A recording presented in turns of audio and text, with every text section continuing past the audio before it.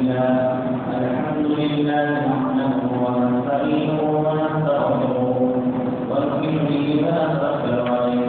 ونعوذ بالله من شرور أنفسنا ومن سيئات أعمالنا من يهده الله فلا مضل له ومن يضلل فلا هادي له ونشهد أن لا إله إلا الله ونشهد أن سيدنا ونبينا مولانا محمدا عبده ورسوله الذي أرسل رسوله بالحق بشيرا ونذيرا وداعيا إلى الله بإذنه وسراجا منيرا وصلى الله تعالى وسلم تسليما كثيرا كثيرا قال الله تعالى من ولائكته والقرآن الحكيم أعوذ بالله من الشيطان الرجيم بسم الله الرحمن الرحيم لقد جاءكم رسول من أنفسكم عزيز عليه ما عنتم حريص عليكم بالمؤمنين رؤوف رحيم وقال النبي صلى الله عليه وسلم المؤمن مرآة المؤمن وكما قال عليه الصلاة والسلام محترم الکرام معزز بزرگوں اس وقت میں آپ کی بات میں سورہ توبہ کی نشان شریف کا تلاوت کی ہے اور اس کے ساتھ میں جو آیت میں تلاوت کی ہے اس کا مفہوم ہے لقد جاءكم رسول من أنفسكم عزيز عليه ما عنتم حريص عليكم بالمؤمنين رؤوف رحيم. اللہ تعالیٰ نے فرمایا کہ ہم نے تمہیں میں سے تمہارے پاس ایک رسول بھیجا، یعنی آپ صلی اللہ علیہ وسلم کو بھیجا جو جن کے اوپر آگے آپ کے پاس تکلیف کا گزرنا، یعنی اگر آپ صلی اللہ علیہ وسلم کی عمر کو تکلیف ہوتی ہے تو یہ آپ کا شاپ گزرتا حقیقت علیکم بالمؤمنین رؤوف رحیم، اور وہ حقیقت ہے آپ کی بھلائی پر، یعنی آپ کی عمر کی آپ صلی اللہ علیہ وسلم اپنی عمر کی بھلائی کرتے ہیں، بڑے حقیقت ہے عمر کے بارے میں رؤوف رحیم بالمؤمنین رؤوف رحیم، اور ایمان والوں کے لیے مومنوں کے لیے تو نہایت شفیق اور مہربان ہے. تو اس بات سے ہمیں پتہ چلتا ہے کہ ایسی بات ہمارے سامنے آتی ہے کہ اللہ تعالیٰ نے تو آپ صلی اللہ علیہ وسلم کو ہماری سے بنا کر بھیجا. آپ صلی اللہ علیہ وسلم ہمیشہ اپنی امت کی وجہ سے کہتا ہے، ہمیشہ آپ صلی اللہ علیہ وسلم یہ چاہتے تھے کہ میری امت کسی طرح سے میری پوری امت جنت کی مستحق ہو جائے اور جہنم سے بچائے. ایک صحابی کی رضی اللہ فرماتے ہیں کہ میں آپ صلی اللہ علیہ وسلم کو دیکھتا تھا کہ آپ دراصل غمگین بیٹھے ہیں، بڑی فکر میں ہیں.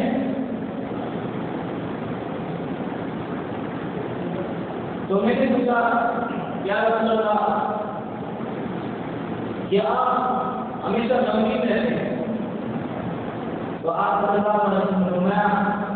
کہ مجھے کسی قسم کا غم نہیں ہے، نہ مجھے تجارت کا غم ہے. تجارت کی فکر ہے، نہ اپنے گھر والوں کی فکر ہے، بلکہ مجھے میری امت کی فکر ہے کہ کسی طرح سے میرے امتی میرا ہر ایک امتی جنت کا مستحق ہو جائے اور جنت میں داخل ہو جائے اور اس کے بعد.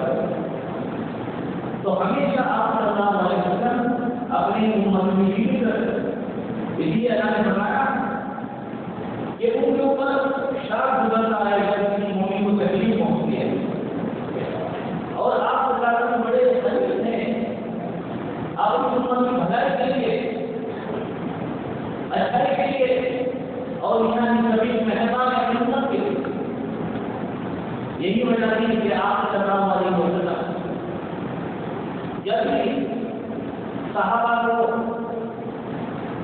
کسی عمل کا حکم دے دے یا قرآن میں عمل کا کسی کو بیان کرتے تو آپ صلی اللہ علیہ وسلم مثال دے کر بیان کرتے، اس لیے مثال دے کر بیان کرتے تاکہ میری امت کے میرے صحابہ ہے ان کو عمل پر عمل کرنے کی آسان ہے، بات میں سمجھ میں آ جائے اور اس کے ساتھ ساتھ میں عمل کرنے کی آسانی ہو۔ اس لیے جب بھی کسی عمل کا حکم دینے کا کسی عمل کو بیان کرنے کے اس طرح سے یہاں پر اس طرح سے کرنا ہے تو آپ کو مثال دے کرنا، کیونکہ ہماری زندگی کا اصل مقصد عمل ہے۔ اللہ نے فرمایا سورۃ کے اندر الذی خلق الموت والحیات لیبلوکم ایکم احسن عملا، کہ میں نے موت اور حیات کو، میں نے موت اور زندگی کو اس لیے پیدا کیا، اس کا مطلب اللہ نے انسان کو اس لیے پیدا کیا، اس کی زندگی دی لیبلوکم ایکم احسن عملا، تاکہ انسان اس زندگی میں جو پیدا سے لے کر موت تک کا مسئلہ ہے اس وقت کے اندر اچھے سے اچھا عمل کرے، احسن عملا۔ تو اس آیت سے بات واضح ہو کر ہمارے سامنے آتی ہے کہ ہماری زندگی کا مقصد صرف عمل ہے۔ ایک اور جگہ پر فرمایا وما خلقت الجن والانس الا ليعبدون، میں نے انسان اور جن کو محض اپنی عبادت کے لیے پیدا کیا۔ تو ہماری زندگی کا مقصد عمل ہے، اس لیے آپ صلی اللہ علیہ وسلم عمل کو نکالنے کا بیان کرتے ہیں۔ ایک مرتبہ آپ صلی اللہ علیہ وسلم صحابہ سے فرمایا اے میرے صحابہ تمہاری اور تمہارے عمل کی مثال میں آپ کو بیان کرتا ہوں۔ صحابہ فرمایا یا رسول اللہ ضرور بتائیے۔ آپ صلی اللہ علیہ وسلم نے عرض کیا کہ اچھا میں پوچھتا ہوں کہ اگر کسی شخص کے 3 بھائی ہیں، کسی شخص کے 3 بھائی ہیں اور یہ شخص اپنے بھائی کی بڑی قربانی دیتا ہے، پیسہ کماتا ہے، مقام بناتے دیتا ہے، بیٹا دنیا دیتے ہیں، بڑا بھائی کیا کرتا ہے، بڑا بھائی محنت کرتا ہے، مکان بناتا ہے، اپنے بڑے بھائی کے لیے بہت ساری قربانی دیتا ہے، اور قربانی دینے کے بعد اگر یہ بھائی اپنے بڑے بھائی سے پوچھنے لگے کہ بتاؤ بھائی میں نے کتنا کہ آپ میرے لیے کیا کرتے ہیں، تو اسی طرح سے آپ صلی اللہ علیہ وسلم نے ثابت فرمایا کہ اگر کسی شخص کے 3 بھائی ہیں اور ان کی قربانی ان سے پوچھے کہ آپ میرے لیے کیا کرو گے، تو ان میں سے ایک بھائی کہتا ہے کہ میرے بھائی میں آپ کا ہر دعوت میں کیا کروں گا، آپ کی خدمت کروں گا، آپ کے بعد ایمان ہونے کا حوصلہ کے لیے جاؤں گا، آپ کی ایمان کی کروں گا، آپ کا کیا کروں گا، اگر خدا نہ خاصہ آپ گزر گئے تو آپ کو نہلا کر کفنا کر آپ کی تقدیم کروں گا۔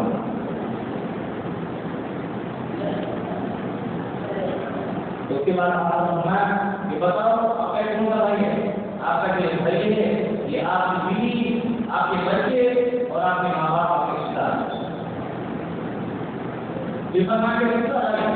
پھر دوسرے بھائی سے پوچھتا ہے یہ بتا میں کیا کرے گا، دوسرا بھائی کہتا ہے کہ بھائی جب تک آپ دنیا میں زندہ ہے میں آپ کے کام آؤں گا، ہر جگہ کام آؤں گا۔ آپ کو فرمایا کہ جو دوسرا بھائی مال ہے، ایک انسان جب تک زندہ رہتا ہے کام آتا ہے، یہ کہتا ہے کہ دنیا میں کام آؤں گا لیکن جب آپ دنیا سے چلے جائیں گے تو پھر میں دوسرے کے پاس چلا جاؤں گا۔ تو آپ نے فرمایا کہ جو دوسرا بھائی ہے یہ آپ کا مال ہے، پھر تیسرے بھائی کہتا ہے کہ بھائی بتا میرے لیے کیا کرے گا، یہ بھائی کہتا ہے کہ بھائی میں دنیا میں کچھ نہیں کروں گا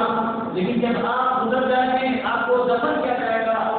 میں قبر کے اندھیرے میں، قبر کی تکلیف میں، مصیبت میں، وحشت میں آپ کا ساتھ دوں گا، قبر میں روشنی کروں گا، میں آپ کا وحشت میں نہیں رہ جاؤں گا، اور جب قیامت میں جب آپ کے عمل کو کھولا جائے گا ترازو میں نیکوں کے بڑے میں بیٹھ کر اس کو جھکا دوں گا تاکہ آپ کامیاب ہو جائیں۔ یہ جو تیسرا بھائی ہے یہ تمہارے لیے عمل ہے. اس کے بعد صحابہ نے پوچھا کہ بتاؤ کون سا بھائی زیادہ کام ہے, کون سا بھائی زیادہ کمانے والا ہے؟ صحابہ نے فرمایا کیا رسول اللہ تیسرا بھائی جو قبر سے بھی کام آئے گا, آخرت سے بھی کام آئے گا, اور جو جنت میں جانے کے لیے مدد کرے گا. تو آپ کو فرمایا کہ تمہارا عمل نیک عمل جو آپ دنیا میں کرتے ہیں, نماز پڑھتے ہو, روزہ کرتے ہو, زکات دیتے ہو. تو محترم دوستو, اسی لیے آپ صلی اللہ علیہ وسلم عمل کو سمجھانے کے حساب سے تاکہ بات سمجھ میں آ جائے اور آسانی سے اس کے بعد عمل کر سکے. تو اس سے معلوم ہوا کہ جو ہمارے لیے ہیں, بچے ہیں, یہ ایک حد تک ہمارے کام ہے, صرف دنیا میں کام آتے ہیں. ہمارا مال ہے ایک حد تک ہی کام آتا ہے, جب انسان دنیا میں چلا جاتا ہے تو کام نہیں آتا. کچھ لوگ تو کیا کرتے ہیں, جیسے دفن کرتے ہیں آگے بھی کھڑتے ہیں, ان کو دعا کی توفیق نہیں ہوتی کہ وہ آگے کی دعا کرتے ہیں. جس ماں باپ نے گھر بیٹھے قربانی ان کو دفن کر کے چلے جاتے ہیں, زندگی میں قبر پر آگے رہتے ہیں, اور کچھ بیچارے ایسے ہیں جن کو توفیق ہو جاتی ہے تو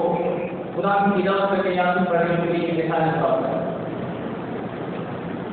تو اس لیے آپ فرمایا کہ تمہارا جو سب سے اچھا بھائی ہے وہ تمہارا عمل, اس لیے آپ زیادہ سے زیادہ عمل کرو. اور عمل میں سب سے افضل عمل کیا ہے, وہ ہے نماز. کیونکہ قیامت میں سب سے پہلے نماز کا حساب ہوگا, نماز کے بارے میں سوال ہوگا. اگر کسی کی نماز صحیح نکلی تو کامیاب ہو گیا, اور کسی کی نماز میں کمی ہوئی تو ناکام ہوگا, وہ نقصان میں ہوگا. تو اس لیے نماز سب سے افضل عمل ہے, اور اس لیے افضل عمل ہے کہ اگر انسان کے اندر نماز کی عادت ہو گئی, نماز کا حاصل ہو گیا, تو جو دوسرے اعمال ہیں مخصوص وقت اس کے اندر آ جائے. اللہ تعالیٰ کے اندر پتہ چلا المؤمنون الذين هم في صلاتهم خاشعون والذين هم عن اللغو معرضون. مومنوں کی سات بات میں فرمائی کہ کامیاب ایمان والے وہ ہیں جو اللہ کے گھر جو نماز پڑھا کرتے ہیں, بیکار کاموں میں نہیں پڑھتے, ابھی شرم کی عبادت کرتے ہیں, وعدہ خلافی نہیں کرتے. تو ان میں ساتوں کے پہلی اور آخری جو صفت ہے جو علامت نہیں ہوگی وہ نماز ہے. وہ اس لیے کہ اگر انسان کے اندر نماز کی عادت ہو گئی تو انسان کے اندر جو دوسرے اعمال ہیں وہ خود ہوتا ہے. اللہ تعالیٰ نماز کے بارے میں فرماتا ہے وَأَمُرْ أَهْلَكَ بِالصَّلَاةِ وَاصْطَبِرْ عَلَيْهَا لَا نَسْأَلُكَ رِزْقًا نَحْنُ نَرْزُقُكَ وَالْعَاقِبَةُ لِلتَّقْوَىٰ. فرمایا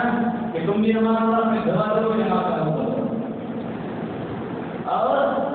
اللہ نے فرمایا کہ اللہ تعالیٰ لا نسألُكَ رِزْقًا, تم سے روزی کمانا نہیں چاہتا, روزی کے بارے میں سوال کرنا نہیں چاہتا. نحن نرزقک, رزق کو اللہ تعالیٰ دیتا. اگر کوئی تمہاری سوچنے لگے کہ نماز پڑھنے کو میری دکان کا کیا ہوگا, میرے سے کسٹمر چلے جائیں گے, میرے تو کسٹمر واپس چلے جائیں گے, میرا بھی خراب ہو جائے گا. اللہ فرمایا کہ لا نسألک رزقا, اللہ تعالیٰ تم سے کے بارے میں سوال نہیں کرتا, جس کو نحن نرزقک, جس کو اللہ تعالیٰ کرے. اس لیے دوستو ہم نماز کی پابندی کریں. اور آپ صلی اللہ علیہ وسلم سے ایک مرتبہ صحابہ نے پوچھا کہ یا رسول اللہ, کہ آپ اپنی امت کی سفارش کریں گے, شفاعت کریں گے, آپ کس طرح سے امت کو پہچانیں گے؟ تو آپ صلی اللہ علیہ وسلم نے اس کو بھی مثال دے کر بیان کیا. فرمایا کہ مثال کے طور ایک میدان ہے, اور اس میدان کے اندر گھوڑے چھوڑے جائیں, کھانے کے گھوڑے ہو, سفید گھوڑے ہوں. تو جس طرح سے کھانے گھوڑوں کے اندر سفید گھوڑے آسانی سے پہچانے جاتے ہیں, اسی طرح سے میرے امتی لوگ آخرت میں تمام امتوں میں پہچانے جائیں گے. وہ اس لیے پہچانے جائیں گے کہ وہ روشن ہاتھ پیدا کریں گے, کہ ان کے ہاتھ پیر ہے وہ چمکتے ہوئے ہوں گے اس لیے کہ وہ دنیا میں وضو کرتے تھے، وضو کرنے کی وجہ سے ان کے جو آزاد وہ چمکتے ہوں گے، اس لیے میں ان کو اس طرح سے پہچانوں گا جس طرح میدان میں کالے گھوڑوں میں گورے سفید گھوڑوں کو پہچانا ہے۔ تو دوستوں آپ صلی اللہ علیہ وسلم اپنی امت میں بڑے شفیق اور مہربان ہیں، بڑے اللہ کے فیصلہ ہیں، اس لیے ہمیں بھی چاہیے کہ جب آپ ہمارے جو بڑے ممکن ہیں اپنی امت کی کسی بھی فکر کرتے ہیں، ہماری کسی کرتے ہیں، تو ہم آپ صلی اللہ علیہ وسلم کثرت سے ضرور بھیجے، جب آپ کثرت سے سنجانے سنیں تو آپ کا جو احترامات بھیجے، دعا کہ اللہ تعالیٰ مجھے آپ کو آپ صلی اللہ علیہ وسلم کی توفیق کا کسی بات کرنے والا بنائے، جس طریقے سے آپ سے محبت کرنے والا بنائے۔ آمین آمین الحمد للہ۔